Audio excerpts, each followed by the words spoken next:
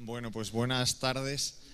Lo bueno o lo malo de Antoni es que acaba provocando siempre. Entonces, según iba describiendo los bots, me sentía identificado en todos, porque, o sea, yo fui el culpable, entre comillas, de que nos acusaran de... O sea, casi todo lo que ha dicho es matizable. Los 60.000 seguidores falsos de Rajoy no fueron comprados por nosotros ni por la empresa que gestionaba, sino que se demostró, y además está publicado, que fue un ataque general a todos los líderes políticos del país que empezaron a sumar números de seguidores, o sea, empezaron a sumar seguidores, y la denuncia de hecho partió de la Moncloa, o sea, partió de la casa del presidente, no de nosotros. Lo que decía de peligro, de que en México esto es un peligro, es real y tengo experiencia, ¿no? Después de una entrevista en el DF, en CNN, denunciando esto, porque, o sea, en México lo de los bots, o sea, lo que ha contado Antoni se queda corto. O sea, México es una especie de Walking Dead, la política mexicana en redes es una especie de Walking Dead continua, donde llega un momento en que los bots se pelean con bots y no hay nadie mirando. O sea, es tal el volumen de gente que los bots empiezan a perseguir a los bots, empiezan a discutir entre sí, y de repente cuando miras dices, ¿y dónde están los votantes? Se fueron a otro sitio, ¿no? Entonces, una vez después de decir esto, mi número de seguidores empezó a aumentar a una velocidad espectacular. Yo pensaba que era por mi brillantez, pero enseguida me di cuenta que no tenía nada que ver, ¿no? Entonces, empezaron a sumar seguidores, y en cuestión de 4 horas había sumado 25.000 seguidores más. Entonces, me di cuenta de que evidentemente eran bots, como para intentar demostrar que lo que decía era tal. Y lo más divertido fue que lo denuncié en Twitter y me pusieron un DM diciéndome, hombre, no te enfades, es que me los han pagado, ¿no? Antes había habido al que le habían encargado que los comprara, el pobre estaba como medio dolido diciendo, pero es que si te los pagan no puedes hacer nada. Y por último, y ahora empiezo en serio, lo del prostituit, o sea, el sistema...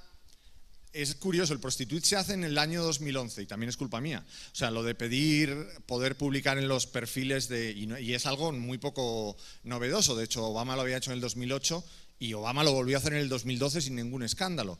Pero es verdad que cuando se generó un tuit, o sea, se generó una especie de tormenta divertida del Partido Popular falsea a sus seguidores. Pero lo bueno, en mi opinión, del prostituit es que todo el mundo te da permiso para publicar. O sea, todas esas personas son personas reales, que de una forma u otra te dejan sus muros, y además eligiendo muy bien en qué horas puedes publicar, qué tipo de mensajes. O sea, está bastante más currado de lo que parece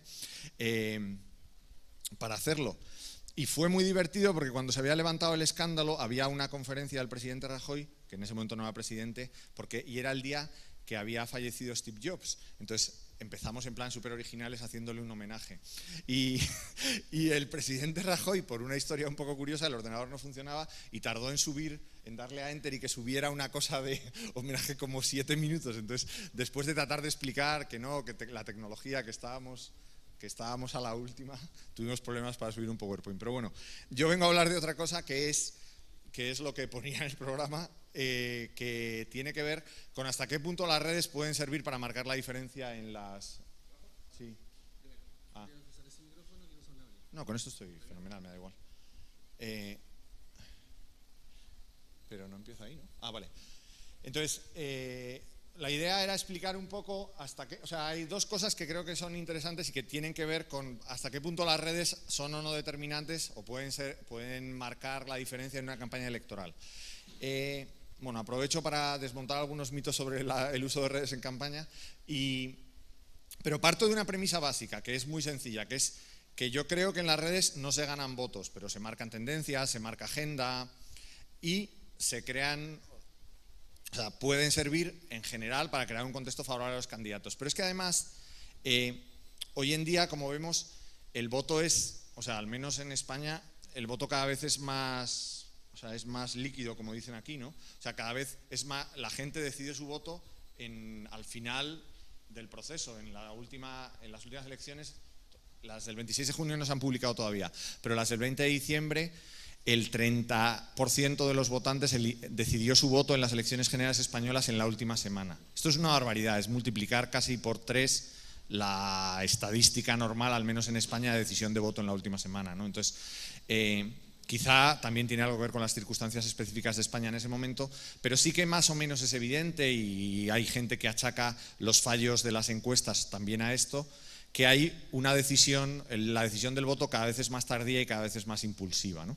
Entonces, de una forma u otra, en un contexto en el que las elecciones están muy reñidas. Hemos visto elecciones o referéndums que se resuelven por 500 votos, en los que hay recuentos continuos, que se repiten. Al final cualquier cosa marca la diferencia. Y esto es el gran problema. O sea, yo lo que voy a tratar de explicar ahora, que es un caso súper específico reciente, del 26 de junio, no trata de decir que lo que voy a contar, que es compra de publicidad en Facebook, una cosa súper específica pero bastante complicada, como veréis ahora, marcó la diferencia, sino que es uno más de muchos elementos distintos que formaban parte de la estrategia, no de la estrategia digital, que esto es uno de los mitos, ¿no?, sino de la estrategia de campaña, y sirvió, entiendo, o contribuyó en esa estrategia general para alcanzar esos resultados, ¿no? Y yo creo que este es el primer principio que es importante. O sea, normalmente hablamos de campañas digitales y hablamos de las redes, pero como decía Antoni, hoy en día las campañas digitales no se juegan en las redes, se juegan fundamentalmente en servicios de mensajería instantánea, ya sea por el uso de los bots, aunque no mucho, y ya sea por los canales que los propios partidos crean y tratan de hacer virales a través de WhatsApp, de Telegram, porque es donde está todo el mundo, ¿no? ¿Cuál es el problema de este tipo de campañas? Que no se pueden medir. Al final tenemos un sistema de medición absolutamente pedestre, que es, si tú lanzas un mensaje y te acaba llegando, dices, hombre, ha funcionado bien. Si no te llega, dices, menudo desastre, ¿no? Pero son sistemas en los que realmente es imposible hacer un tracking real del mensaje. Ni siquiera con buenas herramientas es posible hacerlo. Entonces, no tenemos, en mi opinión, y lo dejo al margen, no tenemos herramientas de medición para ver cuál es realmente la eficacia de este tipo de herramientas. Pero cada vez se utilizan más, y se utilizan más en dos sentidos. Como explicaba Antoni, en las coordinaciones, o sea, los grupos secretos de Telegram en política son la herramienta, se usan más que el teléfono, vamos, o sea, es la herramienta habitual de coordinación de grupos, de coordinación de voluntarios, de trato con los periodistas incluso. Entonces, hay todo un mundo, que no es subterráneo, pero hay todo un mundo en torno a las herramientas de mensajería instantánea que cada vez están más automatizadas, como también ha explicado, que yo creo que es en uno de los sitios donde hay que mirar si sirven para algo las redes o internet en campaña electoral, ¿no? Bien, simplemente por explicar un poco, o sea, por hacer una especie de repaso inicial al que le voy a dedicar un minuto de para qué sirven las redes en campaña, ¿no? O sea, evidentemente las redes en campaña sirven para la distribución de información. En mi opinión sirven muy poco, o sea, sirven para distribuir información, pero esa distribución de información no es muy útil. ¿Por qué? En primer lugar, porque no llega a todos, y esto es lo de siempre, ¿no? O sea, tenemos la sensación, y yo creo que nos pasa a todos, de que todo el mundo lee lo que nosotros escribimos, ¿no? Entonces, no sé si les ha pasado alguna vez de volver de vacaciones, que llegan y le preguntan, bueno, ¿qué tal tus vacaciones? Y lo primero que contestamos es, ¿pero qué pasa? ¿No me sigues en Instagram? ¿O no me lees en Twitter? Como si todo el mundo tuviera que leer continuamente lo que hacemos. No nos damos cuenta que el porcentaje de personas que leen nuestras publicaciones está en torno al 3, 4%, 5%, y ese porcentaje es igual o incluso menor en cuentas con grandes seguidores. O sea, los retornos de la cuenta de Mariano Rajoy no superan el 5% nunca. Por tanto, estamos hablando de, nosotros pensamos que hay 600.000 personas que nos siguen atentamente y nos damos cuenta de que de esas 600.000 estamos llegando a 20.000, 25.000 en el mejor de los casos, ¿no? Estamos generando impresión de pantalla, no ya interés o interacción, que como se puede ver en los números de retweets, en los casos de Rajoy, giran en torno a los 200 o 300 interacciones entre favoritos y retweets. O sea, que realmente la gente que interacciona con lo que publicamos es casi ridícula, especialmente en un partido como el Partido Popular, por ejemplo, o sea, especialmente en una persona que es presidente del gobierno y con un partido que tiene 800.000 afiliados.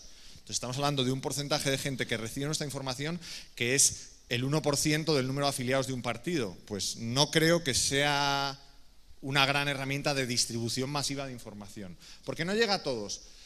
Porque no es directa, ¿no? Que es otra de las cosas otro de los errores que hemos cometido los consultores, que durante mucho tiempo hemos dicho, no os preocupéis, las redes son la tele de los jóvenes y los políticos cuando emiten en redes llegan a todo el mundo de manera directa. Es mentira, o sea, las redes no han suprimido la intermediación, y menos en política. Las redes hacen todavía más necesaria la intermediación, lo que ha cambiado es la naturaleza de la intermediación, y lo que cambia es quién hace esa intermediación, pero sigue siendo un canal de comunicación mediado.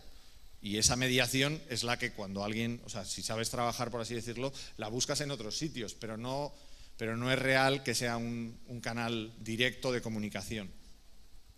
¿Para qué sirve entonces? Yo creo que sirve para marcar agenda, sirve para interactuar con la realidad, sirve para adelantarte a los tiempos informativos, y de esto hay ejemplos muy buenos en campaña de gente tuiteando durante una rueda de prensa. O sea, una persona que da una rueda de prensa ante una decisión de un juez en campaña, y el juez durante la rueda de prensa está tuiteando sobre la rueda de prensa, marcando o condicionando absolutamente el contenido de lo que está diciendo el de la rueda de prensa. Es espectacular.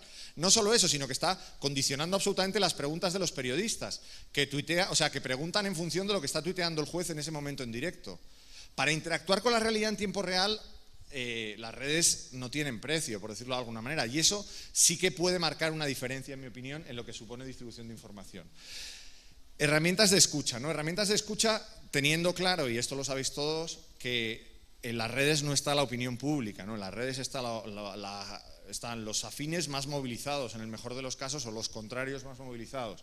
Y yo creo que no hay nada peor que dejarse llevar por las redes hablando de volumen, ¿no? De pensar, ¿no?, si algo funciona, no está funcionando, si genera rechazo, si genera, o sea, buen rollo, no sé cómo decirlo, si genera adhesión, porque no ya solo por la existencia de los bots, sino que es que muchas personas en redes nos comportamos como bots, especialmente en política. O sea, a mí me da mucho más miedo las personas que actúan en política o en redes políticas como bots que los bots en sí mismos, por así decirlo, ¿no? Porque los bots en sí mismos son fácilmente localizables, pero los bots también se pueden humanizar. Un ejemplo no político para que nadie se enfade. He estado trabajando ahora 3 meses en los Juegos Olímpicos, y en los canales de redes una de las cosas más divertidas de todas era el comportamiento de las personas venezolanas que eran bots, pero que eran personas reales. Entonces, cada vez que tuiteabas algo con Venezuela, daba igual lo que fuera, ¿eh? Si ha tropezado el corredor en los 100 metros, había 93 retweets automáticos, era una gozada. O sea, entonces sabías que cuando querías hacer volumen había que tuitear sobre Venezuela, porque tenías garantizado el resultado. O sea, si querías que te midieran por volumen, lo mejor era tuitear sobre Venezuela. Y luego, realmente, la delegación venezolana en los Juegos Olímpicos era muy pequeña y además no tuvo mucho éxito.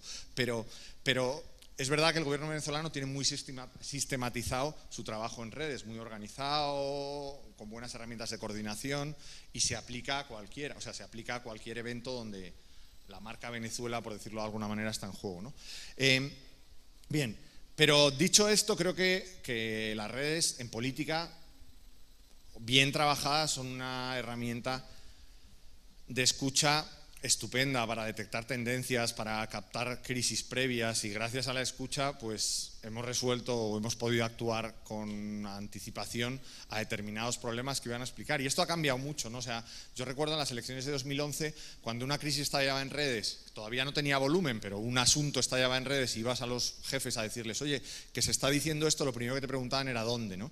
Y si les decías en redes, te decían, no vamos a esperar que llegue al periódico, y les decías, bueno, el día que llegue, o sea, cuando llegue al periódico o a la web, esto no lo para nadie, ¿no? O sea, es un incendio imparable. Hoy en día sí que se han establecido mecanismos de alerta rápida que, gracias a la escucha en redes, te permiten actuar o interactuar y parar algunas cosas a tiempo. Otras son imparables, pero hemos frenado escándalos en redes o crisis en redes gracias a tener un buen sistema de escucha, ¿no? Bien. ¿Qué tipo de escucha hacemos nosotros?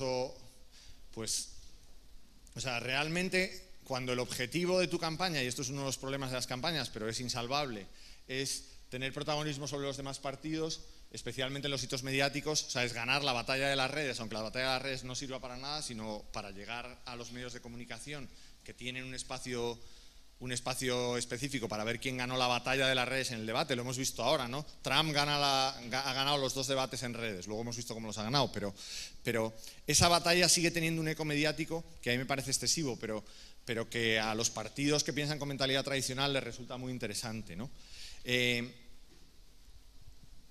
¿Qué cosas usamos en la escucha? Pues testeamos algunas cosas en las redes que luego vamos a poder usar a la opinión pública, monitorizamos otros hashtags de otros partidos. Bueno, aquí nosotros en las 2 últimas elecciones sacamos una experiencia que es muy evidente, pero que no hacíamos normalmente, que es: los partidos son una muy mala fuente primaria de información, porque se parte de una desconfianza que hace que haya mucha gente, al menos en España, que le dé vergüenza distribuir información que nace de los partidos. Cuando tratas de jugar estas guerras en los debates, intentas centralizar la comunicación en el partido y que todo el mundo difunda la comunicación emitida por ti como fuente primaria, el recorrido, la redistribución es muy lenta y además muy reducida. Ya en las elecciones de diciembre empezamos a utilizar un sistema que era que el partido solo retuiteaba información que venía de medios de comunicación. No tuiteaba, no generaba contenido propio, solo retuiteaba contenido de medios de comunicación que evidentemente fueran favorables al partido y, a ser posible, de medios de comunicación de una orientación distinta a la nuestra. Multiplicamos por 6 la eficacia de redistribución, porque la fuente primaria ya no éramos nosotros, era un medio de comunicación que tiene que genera una confianza y no genera ese miedo, ¿no?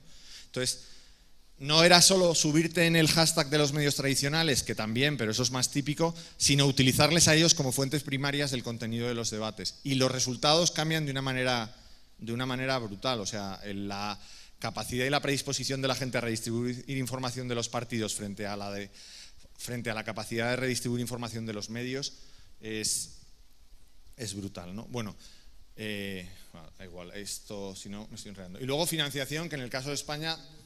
Sí, perdón.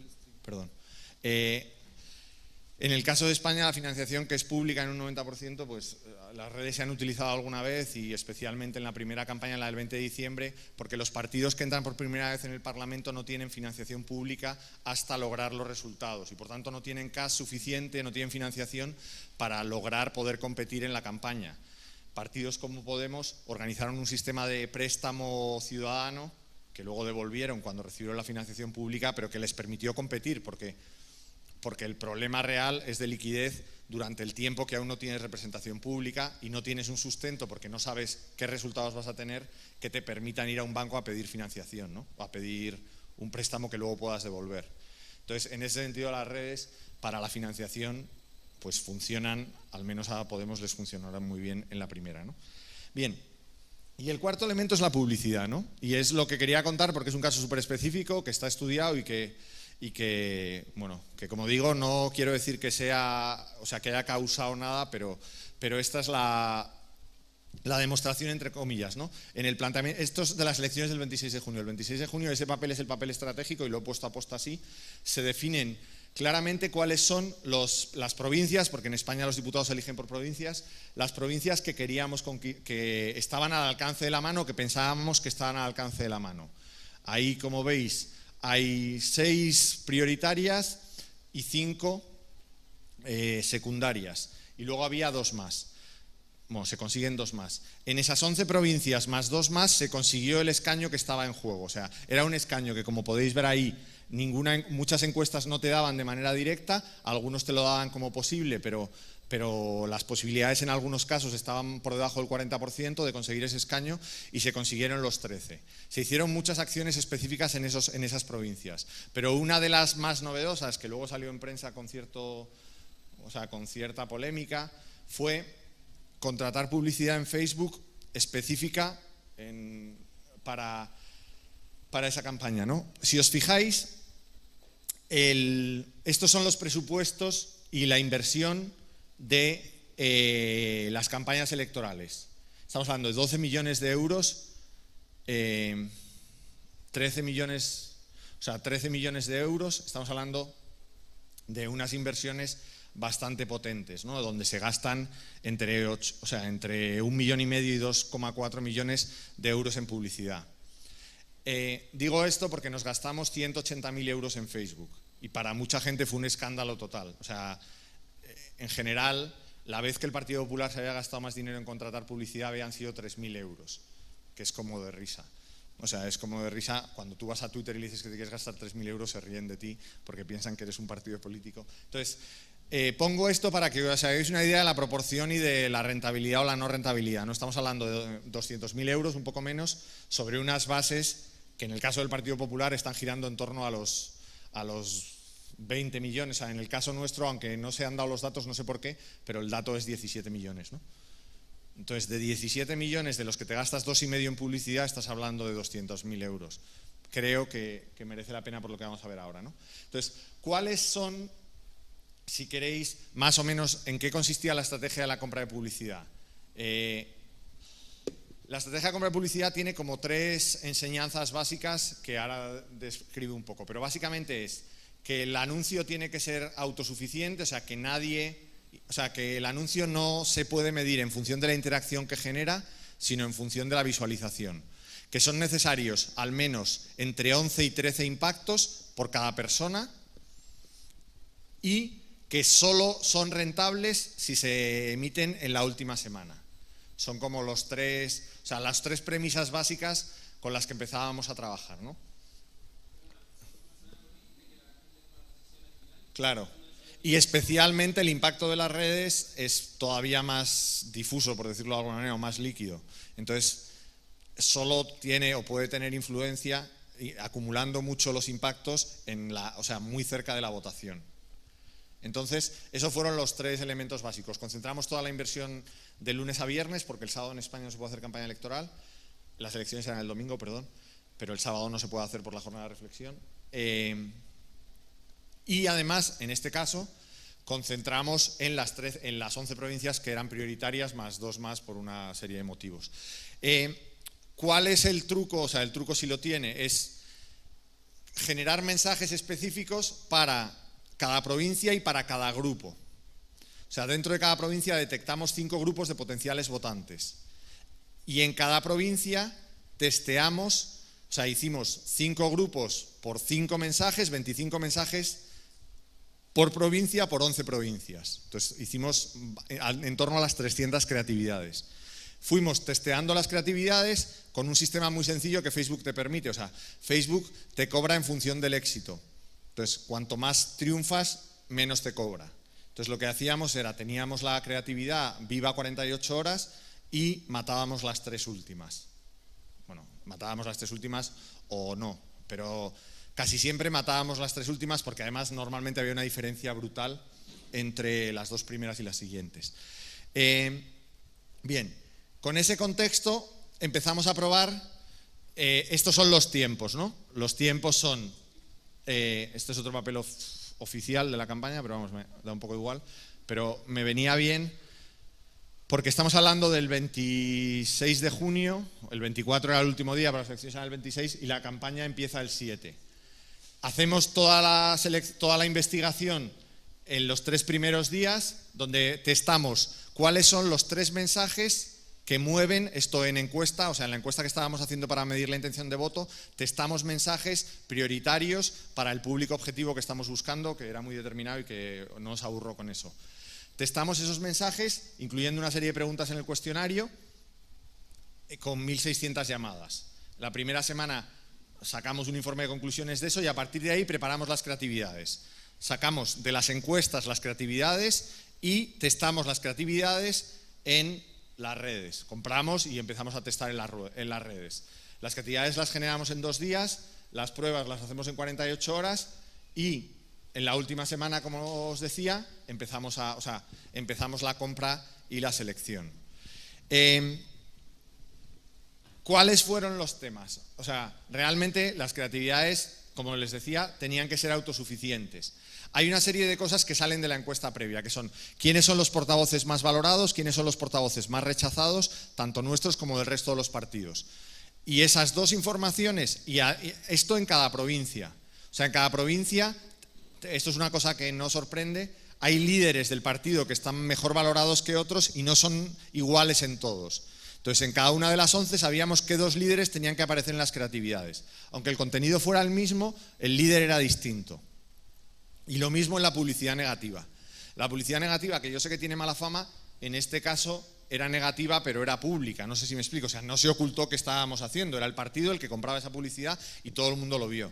Y sirvió para darle bastante eco a la campaña, porque todos los medios de comunicación se hicieron eco de que estábamos haciendo publicidad negativa de manera pública. Bien. Los mensajes eran 3, o sea, los mensajes de ese testeo previo son 3. El primero es soluciones y como veis son mensajes muy básicos, muy visuales, que en principio aguantan, o sea, no requieren interacción, ninguno busca interacción. Hay otra cosa que te dicen que cuides mucho, que es la frase inicial, pero bueno.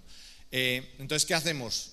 Política de contraste, porque era una campaña que a nosotros nos interesaba polarizar, y como veis, pues estamos jugando con distintos públicos, el público general, el público de mayores de 30, el público de menores de 30, y en función de quién funcionaba mejor con cada grupo, creábamos las creatividades, ¿no? Tanto de quién era la oposición como quién éramos nosotros, ¿no? Esto fue muy polémico. ¿Por qué? Porque el presidente del gobierno no estaba muy bien valorado en la campaña. Entonces, yo, basándome en los datos, decidí prescindir del presidente del gobierno para gran cabreo de la presidencia del gobierno. Yo tenía un mandato claro, que era que tenía que testar y usar lo que me dijeran los test. Y en ese sentido, los test me decían que Rajoy no tenía que estar en la publicidad. Pero claro, yo entiendo que a la presidencia del gobierno, cuando las elecciones son a la presidencia, a lo mejor no les hizo mucha gracia, ¿no? Bien, luego hicimos unos el último día, para que quedara constancia. Bueno, entonces, los mensajes, como digo, eran quién da mejores soluciones, quién tiene mayor capacidad de gestión, con el riesgo, o sea, con la campaña negativa de la otra opción es un riesgo. Seguir en la línea que se había seguido en los últimos 4 años, o sea, mantener el progreso y el crecimiento, y con estos mensajes que son muy básicos y que en cada provincia, como digo, cambiaran básicamente la cara y el tipo de mensaje. Y luego había un voto táctico local, que esto ya es como súper específico, que era ver en aquellos lugares quién estaba debatiendo con nosotros en el último escaño, y en función de quién fuera el partido con el que nos estábamos jugando el último escaño, adaptábamos el mensaje de arriba. Si era porque el partido o sea, si votara el otro partido con el que competíamos realmente por conseguir voto era inútil, lo poníamos muy claro y bueno, hacíamos una creatividad, en ese caso, en mi opinión, súper agresiva, pero la idea era segmentación total. Entonces, para que tú vieras realmente que el mensaje era para ti. Sabemos cuál es el resultado, sabemos qué dicen las encuestas y sabemos lo que puede pasar si no te decides a votarnos, ¿no? Bien. Entonces, estos eran los mensajes. Hoy es una provincia en la que no pueden obtener escaños. Estas eran las creatividades. Bien, esas fueron las 7 en las que nos jugábamos el escaño con ellos. Y esto funcionó muy bien en redes, hay que reconocerlo. Funcionó tan bien que los últimos 2 días hicimos una tirada de 200.000 postales que repartimos en el buzoneo. La creatividad de redes, que fue una cosa poco normal, o sea, normalmente es al revés. Haces creatividades que usas en redes. En este caso habíamos hecho creatividades para redes, vimos que funcionaban bien y las hicimos físicas y las distribuimos en lo offline, ¿no? Bien, bueno, hubo una campaña más oscura, la del voto del miedo, que tenía, pues eso, o votas al PP o gobierna Podemos. Estos son los votos a los que Podemos está de gobernar. Bien, todo eso estaba testado y estaba elegido más o menos. Y este era el mensaje positivo, bueno, entre comillas, que nuestro votante duro es el votante mayor de 55 años. Y ese votante, en principio, vota por una serie de elementos que testeamos en las encuestas y que básicamente se resumían así, ¿no? Entonces, es un público en los que funcionaba muy bien esa creatividad. De hecho, o sea, el tipo de pensiones, evidentemente, bueno, no tan evidentemente, pero lo compramos solo para mayores de 55. ¿Qué pasa? Que veíamos por sus perfiles si tenían o no tenían nietos. Y en función de si tenían hijos o nietos, le dábamos el enfoque más juvenil o el enfoque más bucólico, ¿no? Porque, o sea, cuando tú compras, hay 2 cosas. O sea, cuando tú compras, hay 2 cosas distintas. Una, que en la compra ves alguna serie de cosas, o sea, cuando compras tienes más opciones. Y la segunda es que nosotros detectamos grupos. Por ejemplo, señores que siguen a juegos de niños, señores de más de 55. Entonces, los grupos los creamos en función de una serie de grupos de seguimiento, que eso sí que son públicos, que te daban la lista de la gente que les seguía. Entonces, pues por ejemplo, una cosa que nos sorprendió, el votante de Ciudadanos mayor de 30 años, no se sabe por qué, siguen masivamente a una marca de aftershave, que es súper cool, está muy de moda. Entonces de repente tenías a todo el mundo en la compra de aftershave. Las mujeres, o sea, el votante de Ciudadanos entre 20 y 35, que era un votante que no nos interesaba mucho porque estaba perdido, escucha grupos musicales muy específicos y con un perfil más alternativo que el del PP. Pues buscábamos seguidores de esos grupos y cuando comprábamos en función de los grupos que habíamos predefinido previamente. Bueno, empleo, perdón porque me he enrollado, estabilidad, campaña del miedo. Resultados, 37 millones, o sea, sobre, insisto, 180.000 euros de los que la empresa que compra se queda con el 10%. 37 millones de impresiones, tocamos a 3,6 millones de votantes, entre 9 y 11 impactos, nos quedamos a 2 del objetivo, pero bueno. Testamos más de 90 anuncios en procesos de 24-36, porque muchos evidentemente eran comunes a varias provincias, coincidían los líderes y por tanto muchos se repetían, no eran distintos en cada provincia, todos, bueno, creo que se me entiende. Y conseguimos comprar a 0,18, que si alguien compra publicidad en Facebook normalmente es un súper precio. O sea, la media de compra fue muy buena, lo que quiere decir en principio que la campaña funcionó muy bien. El resultado, y esto sí que no tiene nada que ver con la publicidad, o yo no sé si tiene algo que ver, o sea, esto no es científico, pero el resultado es que de las 100 provincias, un 100% en las provincias prioritarias y un regalo en una provincia extra, que es La Coruña, y un regalo en Madrid, que conseguimos en lugar de 1, que era prioritaria, 2. Por eso salen los 13. Se mantienen las que había que defender, y se consigue un crecimiento, y esto es brutal, de un 4,8, de lo que está un punto por encima de la media de crecimiento de todas las provincias. O sea, en las 11 provincias prioritarias se creció un punto, insisto, no solo por las redes, pero se crece un punto más que lo que se crece en el resto de las provincias. ¿Se entiende, si no? Bien, esto tiene tiene detrás un montón de gente currando y haciendo cosas, ¿no? Bueno, no me enrollo más. Aquí tenía la parte de ciberactivismo, que creo que se trabajó bien, lo que decía Antoni de las instrucciones que se mandaban cada día.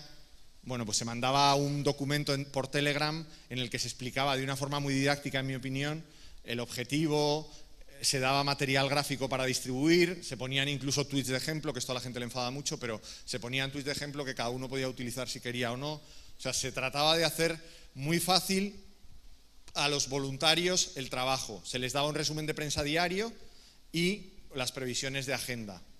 Se les daban argumentos y bueno, no me enrollo más porque creo que ya me he enrollado mucho y más o menos ha quedado, creo, claro. Muchas gracias.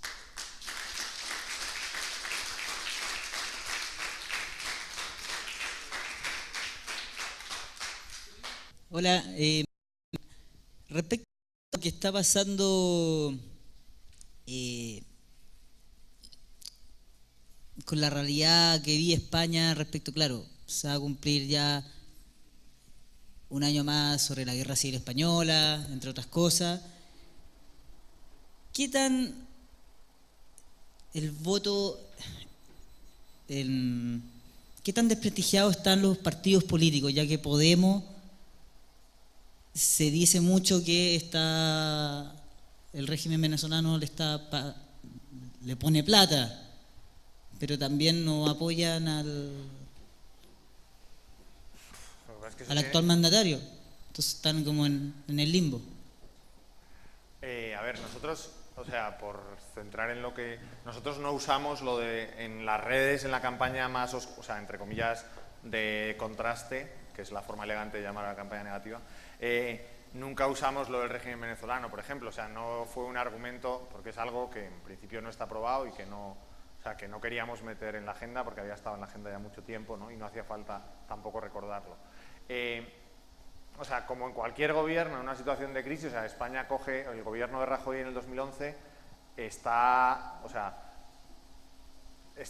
en un país con un 21% de paro que ha llegado a estar en un 26% de paro, en el que ha habido una serie de ajustes económicos o recortes, me da igual, o sea, no es por salvar el marco, ha habido una serie de ajustes económicos y de recortes que ha afectado a los servicios sociales de manera directa. O sea, es evidente que en España hay un gran malestar, pero también es evidente que en las últimas 2 elecciones el Partido Popular ha sacado casi 3 millones de votantes al siguiente, ¿no? Entonces, ¿qué ha generado esto? Pues ha generado, yo creo, y Podemos se alimenta de eso, una movilización de gente que habitualmente no iba a votar y que cierto votante de la izquierda, más votante habitual del PSOE, se vaya a Podemos.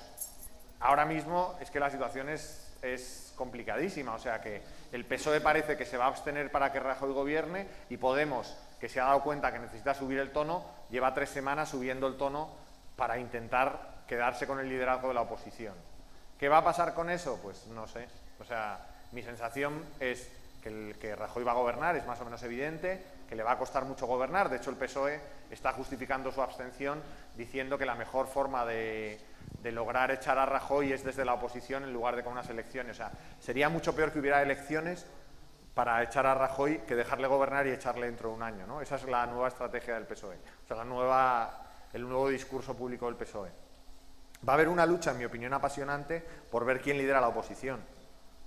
Y ahí, a día de hoy, Podemos está más fuerte, pero es que, o sea, Podemos es un partido, esto está súper estudiado y es muy bonito, que manejaba los tiempos muy bien. Cada 3 meses había un momento cumbre que les ayudaba a mantener la tensión. Y luego había unas bajadas de apoyo muy fuertes, pero siempre cuando había elección o había un momento, se mantenía la tensión. El problema ahora es cómo se mantiene la tensión, y ese es el gran reto de Podemos, a diario. No sé si me explico. O sea, cómo se pueden crear artificialmente momentos de tensión. Entonces, ahí es donde yo creo que va a estar el juego. Si Podemos es capaz de mantener la tensión política, si no se rompe por dentro, porque también ahora mismo hay una crisis, entre comillas, o una lucha por el liderazgo fuerte también dentro de Podemos, y ver qué capacidad tiene el PSOE de reconstruirse. Mi sensación en general es que en la política, en un año en política pasan infinidad de cosas. O sea, yo por eso me hace mucha gracia la gente que lleva enterrando al Partido Republicano los últimos 8 meses. O sea, yo creo que Trump no va a ganar las elecciones, pero no creo que esto sea el fin del Partido Republicano durante 20 años, porque ha habido candidatos demócratas o republicanos que han tenido resultados mucho peores a los que va a tener Trump en estas elecciones, que han ganado las elecciones a los 4 años. O sea, decir que en política en el siglo XXI hay circunstancias, o sea, hay acontecimientos que tienen una duración de más de 2 años, me parece que es ejercer de gurú o de visionario, ¿no? Entonces, en mi sensación al menos es que con el Partido Socialista, que todo el mundo está enterrando y que dice que el Partido Socialista tardará 20 años en levantarse, dentro de 1 año y medio renovará el liderazgo y estará compitiendo al menos en régimen de igualdad con Podemos. ¿Otra pregunta?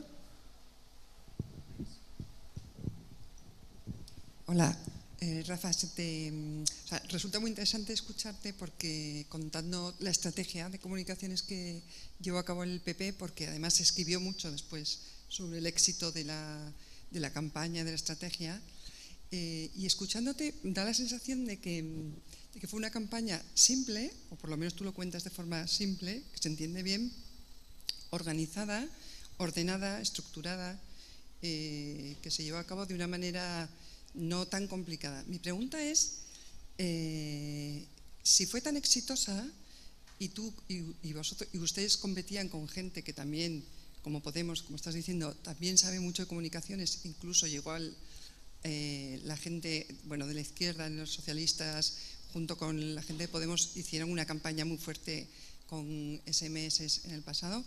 ¿Cómo, si ustedes tenían una campaña tan sencilla,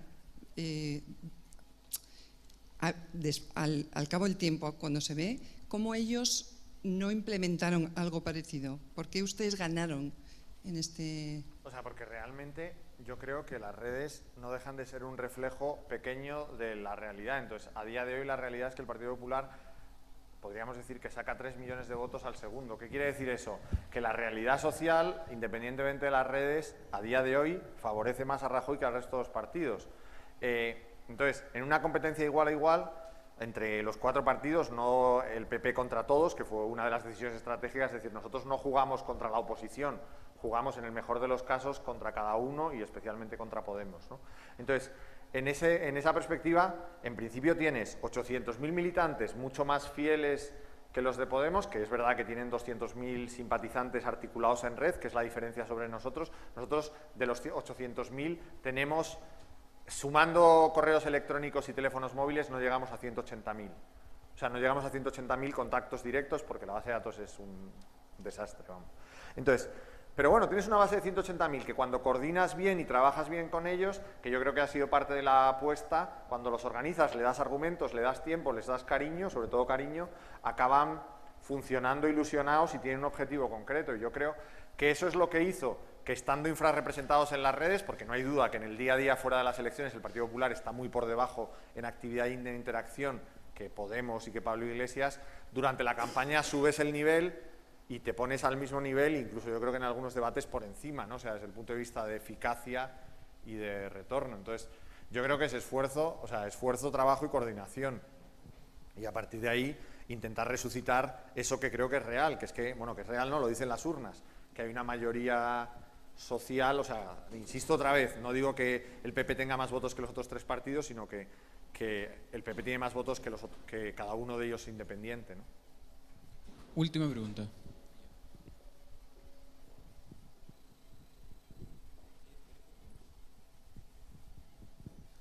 Una pregunta con respecto al rendimiento de la inversión. Porque si bien el online no es la única forma de medir el rendimiento de cuánta plata consigues versus tu objetivo, que era las 11 provincias, si no me equivoco, y que tenía otras dos alternativas. ¿Cómo estuvo el rendimiento de la inversión de los otros partidos? Porque básicamente tu objetivo lo cumpliste, y más uno. Pero ¿cómo estuvo en el de los otros, básicamente? No que ellos tuvieran objetivos, sino cuánto salía el escaño. A ver, es que esta campaña es una campaña muy rara. ¿Por qué? Porque hay un pacto previo de austeridad, porque se repiten las elecciones. Como se repiten las elecciones, y ahí hay una batalla, en mi opinión, apasionante entre si el mailing debería estar o no incluido. La forma más barata de ahorrar el mailing, si os habéis fijado en los presupuestos, la forma más automática de ahorrar es suprimir el mailing. El mailing electoral, al PP suprimirlo le mata. ¿Por qué? Porque el votante mayor de 55 años funciona fundamentalmente por cartas. Nosotros dimos la batalla y la ganamos. O sea, la ganamos, entiendo que porque teníamos mayoría. Entonces, el mailing se mantuvo. Y esto es un primer dato que es importante. O sea, el PP escribió cartas a todos los españoles, cosa que, si habéis visto los presupuestos, el resto de los partidos no se podía permitir. A partir de ahí, ¿qué se hace? Se suprime la publicidad exterior, que a nosotros también nos viene relativamente bien, porque tenemos unos candidatos bastante conocidos. Entonces, la inversión en publicidad exterior se convierte, aunque ponga ahí publicidad exterior, se convierte realmente en publicidad en medios. Entonces, ¿cuál es el retorno en función de escaños? Pues es que es muy fácil de hacer, por decirlo de alguna manera, porque la financiación electoral española es al revés. En función de los escaños te dan dinero. Entonces, a cada uno le han dado el dinero y teóricamente se ha gastado el dinero que le han dado en función de los escaños que ha sacado. No sé si me explico. Entonces, o sea, la cuenta es automática. Cada uno se ha gastado en la campaña lo que le ha pagado el Estado por el número de escaños que ha conseguido. Porque ese es el sistema de financiación. Lo que pasa es que esto se hace a posteriori. Entonces, los partidos que sí que se fían de las encuestas cuando está el dinero en juego, miden cómo van a ir y recortan sus gastos a lo que creen que pueden conseguir. Y ahí, básicamente, el que peor calculó fue Ciudadanos en la primera campaña. En la segunda, más o menos lo cuadró. O sea, ahí el reto es, si yo calculo, arriesgo. Porque además antes los bancos perdonaban los créditos, pero ahora ya no los perdonan. A los partidos políticos, ahora está prohibido por ley.